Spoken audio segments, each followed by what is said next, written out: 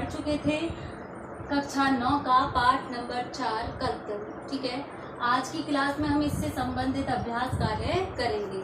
आप अपनी book open कीजिए और प्रश्न नंबर फर्स्ट निकालिए। एक पदेन उत्तरम लिखित। एक शब्द में आपको उत्तर देना है। जीमूत वाहनम कस्य पुत्र अस्ति। जीमूत वाहन किसका पुत्र था? जीमूत केतु का था। तो संस्कृत में क्या लिखेंगे? जीमूत केतु। क्या लिखेंगे? जीमूत केतु।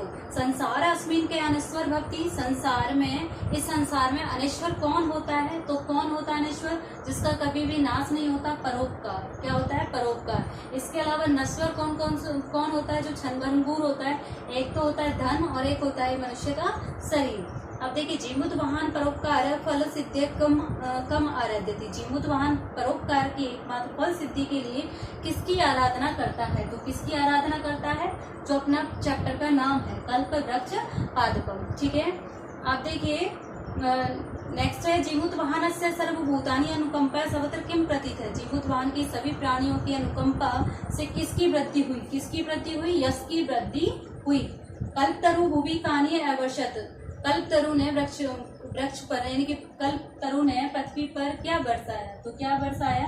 देखिए, बसूनी, धन। इसमें यहाँ पर जो बसूनी है, जो एक धन है, इसको हम धन भी बोलते हैं। क्या बोलते हैं? धन। और धन का पर्यायवाची श्री भी होता है। क्या होता है? श्री। तो यहाँ पे बसूनी का क्या लिखोगे? धन। अब देखिए नेक्स्ट है आपका कंचनपुर नाम का नगरम कुत्र विभाति। इसमें कंचनपुर नाम का नगर कहाँ सुशोभित था? अब जो ये आपके एक वाक्य में जो आपको उत्तर देना है, ये आपको अपने चैप्टर में ही मिल जाएगा।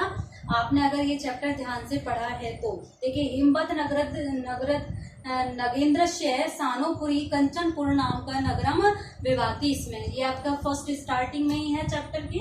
आप देखोगे जीमूत वाहन की दशा आसीत। जीमूत वाहन महान दानवीर और सर्वभूतानि अनुकंपी च आसीत। आप खुद टिक लगाओगे और अपने आप इसको करोगे। एक कथा है, ज्यादा कठिन नहीं है, इजी है। आप खुद टिक लगा के इनका आंसर करोगे। कल्पतरु विशिष्ट अकर्ण्य जीमूत वाहन किम अचिंत्यत। कल्पतरु वृक्ष, देखिए कल्प वृक्ष की विशेषता को सुनकर जीमूत वाहन ने क्या सोचा? क्या सोचा? जीमूत वाहन अचिंत्यत यत अहम एतत् कल्पतरो स्वे कामना मनोथम अविष्टम साधयति। जीमूत वाहन ने सोचा कि मैं इस कल्प वृक्ष में अपनी कामना को सिद्ध करूंगा। अब देखिए, हितैषी मंत्री न जीमूत वाहनम किम उक्तवन। हितैषी मंत्रियों ने जीमूत वाहन से क्या कहा? देखिए, जीमूत वाहन से क्या कहा हितैषी मंत्रियों ने? युवराज यो अहम सर्व कामद कल्पतरु तब उद्याने तिष्ठति से तब सदा पूज्य अस्मिन अनुकूले स्थिते सती सप्रो अपि अस्मान बाधितुम न शक्नोति। तात्पर्य क्या है? हे युवराज, जो यह हमारी कामना को पूरी करने वाला कल्प वृक्ष तुम्हारे बाग में खड़ा है, वह तुम्हारे लिए सदा पूज्य है। इसके अनुकूल होने पर इंद्र भी हमें कोई बाधा नहीं पहुंचा सकता। और इस प्रकार से कहा। किसने कहा? उनके सेवकों ने कहा। जीमूत वाहन कल्पतरु उपगम्य किम उवाच। जीमूत वाहन कल्पतरु के समीप जाकर के क्या बोला? क्या बोला? हे देव, त्वा आत्म पूर्वे शाम अविष्टा कामा पूरिता तन्मेकम कामे पूरे यथा पृथ्वीम अदृत्राम पश्यामि तथा करो देव इति। हे देव, आपने हमारे पूर्वजों की इच्छित कामनाएं पूरी की, तो मेरी भी एक कामना पूरी कर दीजिए। जिस प्रकार मैं पृथ्वी की दरिद्रता रहित देखूं, मतलब पृथ्वी पर मैं गरीबी नहीं देखूं, ऐसा कर दीजिए। अब देखिए, यहाँ पर आपको प्रश्न निर्माण करना है। कस्मै प्रयुक्ता है, निम्नलिखित वाक्यों में मोटे पद किसके लिए प्रयुक्त हुए हैं? अब देखिए, यहाँ पे तस्य किसके लिए? तस्य सानोपरि विभाति कंचनपुर नाम है। आपको बताना है ये तस्य किसके लिए प्रयुक्त हुआ है। तो किसके लिए हुआ है? हेमवते नगेंद्राय प्रयुक्तम। नेक्स्ट है राजा संप्राप्त यौवनम तम युवराज अभिषिक्तम। यहाँ पे राजा ने युवावस्था को प्राप्त करते हुए उसे युवराज के पद पर आसीत कर दिया। ये किसके लिए? जीमूत वाहन से प्रयुक्तम। जीमूत वाहन को राज्याभिषेक दिया था ना, उसके लिए। तो आपको यहाँ पर जो अंडरलाइन जो शब्द हैं उनका बताना है कि ये शब्द किसके लिए प्रयुक्त किए गए। अयम तब सदा पूज्य, यह तुम्हारा सदा पूजनीय है। तो यहाँ पर कल्प वृक्ष है प्रयुक्त। कौन सदा पूजनीय? कल्प वृक्ष। अब देखिए, त्वम तू जानासी धन विंचित चंचलम। तुम तो जानते हो कि धन जल तरंग के समान है। ये किसने कहा? जीमूत केतु प्रयुक्त। जीमूत केतु के लिए प्रयुक्त हुआ है। अब देखिए, इसमें आपका पर्वत है, इसका आपको पर्याय बताना है। पर्वत को क्या बोलेंगे? नगेंद्र। भूपति को क्या बोलेंगे? राजा। इंद्र को क्या बोलेंगे? शक्र। मैं बता ही देती हूँ आपको। देखिए, यहाँ पर पर्वत को बोलेंगे हम नगेंद्र। नेक्स्ट है आपका भूपति को बोलेंगे हम राजा। उसके बाद इंद्र को बोलेंगे हम शक्र, पर्याय जो है इसका पर्यायवाची। इंद्र का क्या होता है? शक्र। और धनम का क्या होता है? अर्थ। और धन को क्या बोलते हैं हम? वसूनी। क्या बोलते हैं?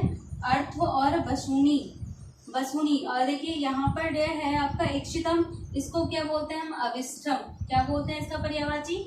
अविष्टम। उसके पश्चात 6 है आपका 6 है इक्षितम का। समीपम का क्या होगा? अंतिकम।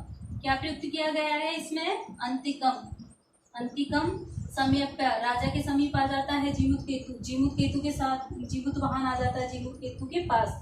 अब देखिए यहाँ पर आपका है दरिद्रम, तो इसका क्या आएगा? पृथ्वी। दरिद्रम यानी पृथ्वी होता है, तो पृथ्वी पर्यायवाची। उसके पश्चात है देखिए कल्याणम, तो इसका क्या होगा? हितम। हितम का अर्थ भी क्या होता है? कल्याण के लिए। ठीक है। उसके पश्चात है आपका कल्याणम हो गया वाणी, तो वाणी किसके लिए? वाक। वाक का अर्थ क्या होता है? वाणी। ठीक है। नेक्स्ट है आपका वृक्ष, तो वृक्ष को हम तनु भी बोलते हैं। ठीक है। इस प्रकार से आपको करना है।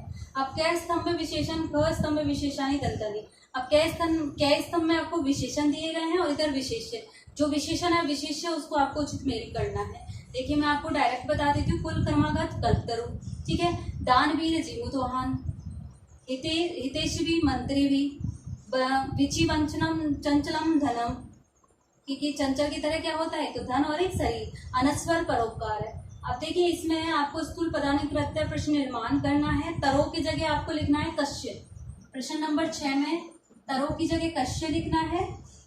और सेकंड में आपको कश्मी करके वाक्य प्रश्नवाचक बनाना है। थर्ड में आपको कथम, और फोर्थ में आपको पुत्र, और उसमें आपको कथम। ठीक है। किम की आपको विभक्ति लिखनी है वाक्य के अनुसार, जो आपको अंडरलाइन करके दिए इसके अनुसार ही लगाना है। अब देखिए स्वस्ति तुभ्यम शब्द योगे चतुर्थी विभक्ति। अब इसमें आपको चतुर्थी विभक्ति लगानी है। देखिए राज्य, राजा का क्या होगी चतुर्थी विभक्ति? राज्य। क्या होगी राज्य की चतुर्थी विभक्ति? राज्य। ये कौन से नंबर का है? 7 नंबर का। फर्स्ट में राज्य लिखोगे। सेकंड है आपका क्या पूछा है? प्रजा की। प्रजा की क्या होगी आपकी? प्रजाभ्य। क्या होगी? प्रजाभ्य। उसके पश्चात थर्ड है आपका, थर्ड में आपका दिया है छात्र, तो छात्र की क्या होगी चतुर्थी एकवचन? छात्राएं। क्या होगी? छात्रा। राम के रूप की तरह चलेंगे। अब देखिए फोर्थ है आपका सर्वजन, तो इसका क्या होगा? सर्वजनेभ्य। सर्वजनेभ्य। ठीक है। अब देखिए आपका जो लास्ट है इसमें आपको षष्ठी विभक्ति प्रयुक्त करनी है। ग्रह की षष्ठी विभक्ति क्या होगी? 8वें में ग्रहस्य। क्या होगी? ग्रहस्य।